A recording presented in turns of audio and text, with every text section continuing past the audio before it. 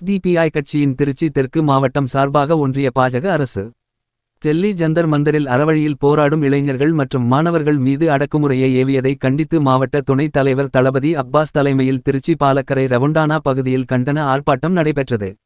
ஆர்ப்பாட்டத்தில் சிறப்பு அழைப்பாளராக மாநில பொதுச் செயலாளர் அபூபக்கர் சித்திக் அவர்கள் கலந்து கொண்டு கண்டன உரை ஆற்றினார். ஆர்ப்பாட்டத்தின் போது நீட் தேர்வை ரத்து செய்ய வேண்டும், மாணவர்கள் மீது தடியடி நடத்திய காவல்துறையினர் மீது நடவடிக்கை எடுக்க வேண்டும் என கோஷமிட்டனர்.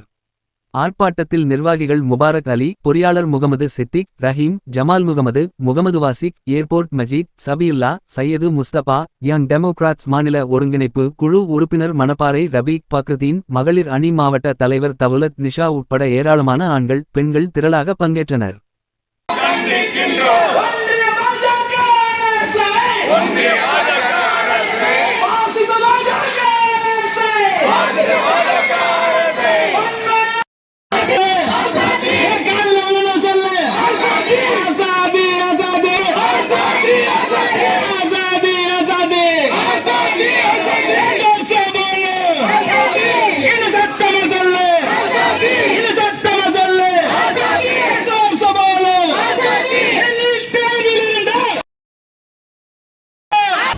டெல்லி ஜந்தர் மந்திரிலே கடந்த ஒரு மாத காலமாக போராடி கொண்டிருக்கக்கூடிய அறவழியில் போராடி கொண்டிருக்கக்கூடிய இளைஞர்கள் மீது கொடூர தாக்குதல் நடத்தியதை கண்டித்தும் ஒன்றிய பாஜக அரசு கொண்டு வந்திருக்கக்கூடிய நீட் தேர்வை ரத்து செய்ய கோரியும்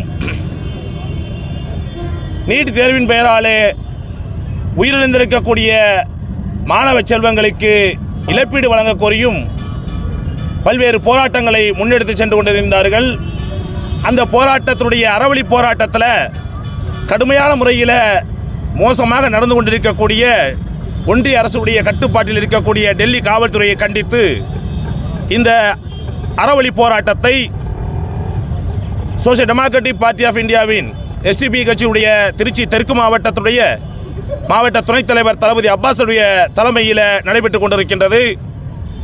இந்த அறவழி போராட்டத்தினுடைய வாயிலாக SDP கட்சி ஒன்றிய பாஜக அரசிற்கு சொல்லக்கூடிய கோரிக்கை என்னவென்று பார்க்கும் பொழுது, உடனடியாக இந்தியாவில் அமல்படுத்தப்பட்டிருக்கக்கூடிய நீட் என்ற தேர்வை ரத்து செய்ய வேண்டும், பாதிக்கப்பட்டிருக்கக்கூடிய அனைத்து மாணவர்களுக்கும் இழப்பீடு வழங்க வேண்டும், காவல்துறையுடைய காட்டுமிராண்டித்தனமான அந்த தாக்குதலை ஏற்படுத்திய காவல்துறையின் மீது நடவடிக்கைக்கு உட்படுத்தப்பட வேண்டும் என்பதை இந்த ஆர்ப்பாட்டத்தின் வாயிலாக கோரிக்கை வைக்கின்றோம்.